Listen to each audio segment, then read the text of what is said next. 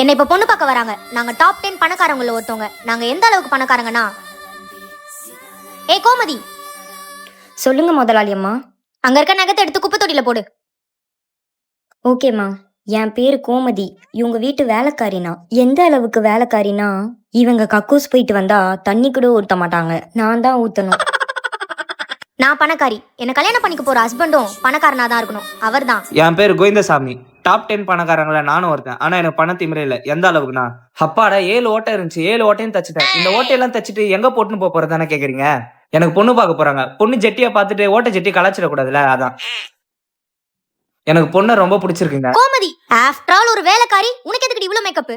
தோப்பாரு ஸ்ரீமதி, எனக்கு பிடிச்சது கோமதி. தள்ளி போ. அவளை எப்படி கல்யாணம் பண்றேன்னு பாக்குறேன். பொம்பளை பார்க்க வந்தவனும் பொம்பளைங்களும் திங்கள் முதல் வெள்ளி வரை காணத் தவறாதீர்கள் உங்கள் எங்க டிவியில்.